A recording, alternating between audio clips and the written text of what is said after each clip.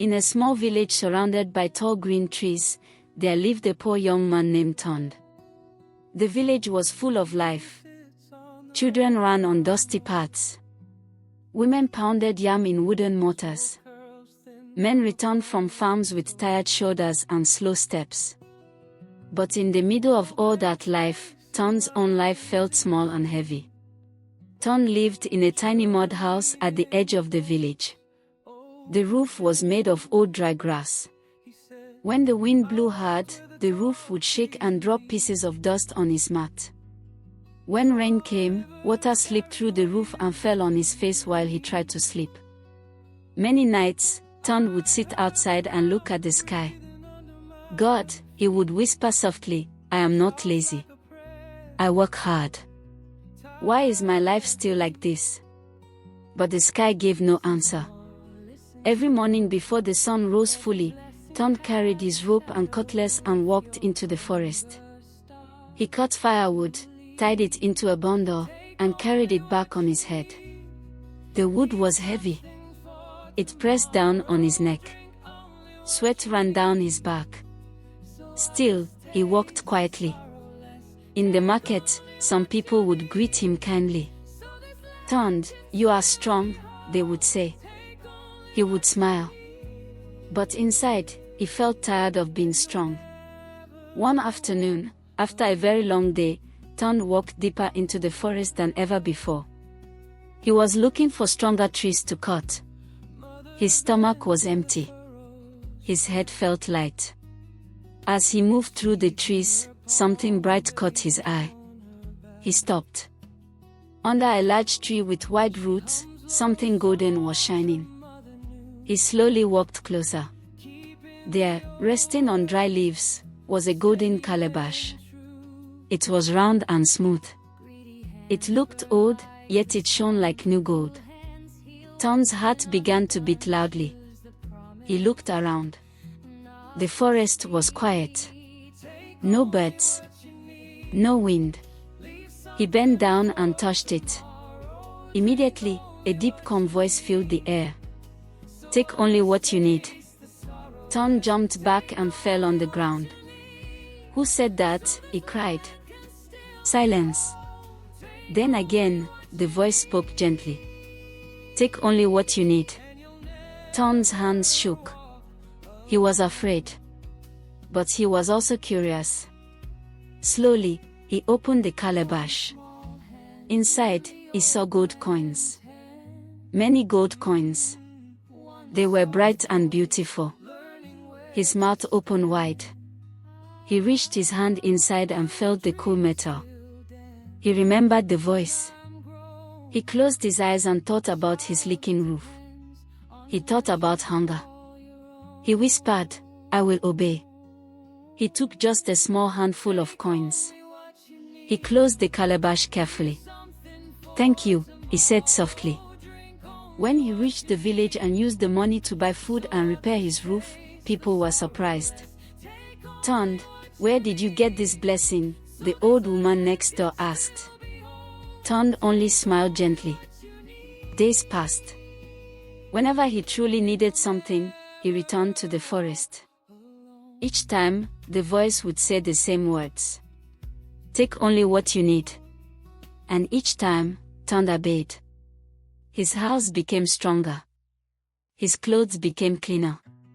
He bought farming tools and started planting crops. His farm grew well. For the first time, he felt peace. But peace can be fragile. One market day, Tond saw his childhood friend Ode. Ode was dressed in a fine cream lace at border. Gold embroidery shone in the sunlight. Coral beads rested on his neck. He laughed loudly as traders greeted him with respect. "Tond," Ode called out. "You still carry wood. My friend, you must think bigger." Tond forced a smile.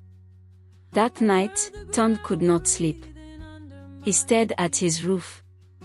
"I have a bed," he whispered. "Why am I still small?" The next morning, when he went to the forest, the voice spoke again. "Take only what you need." But this time, Ton hesitated. He looked at the coins. What if I take a little more, he thought. No, he said quickly and stepped back. But the thought did not leave.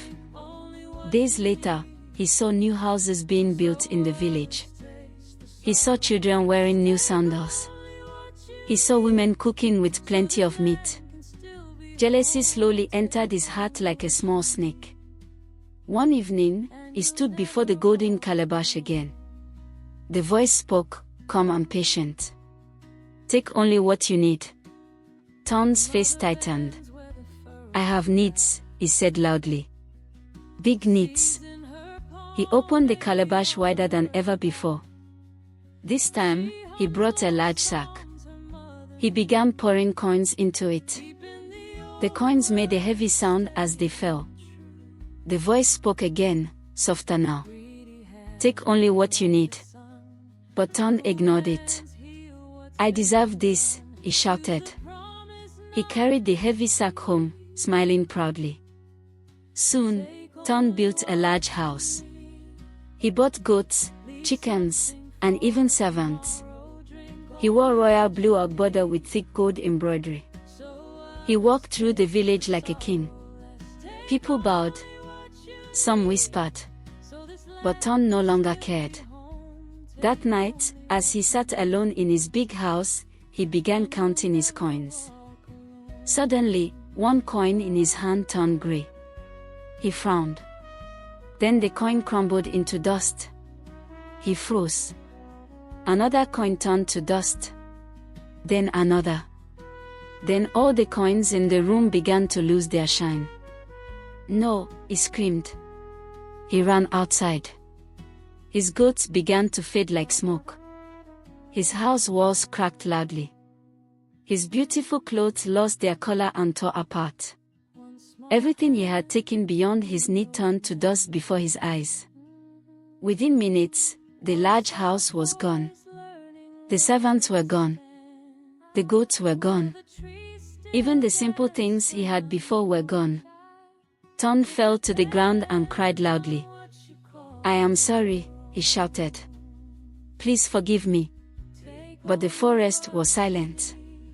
The next morning, he ran back to the tree. The golden calabash was gone. Only dry leaves covered the ground. Ton wept until his tears dried. From that day, he returned to cutting firewood. He worked quietly. He did not complain.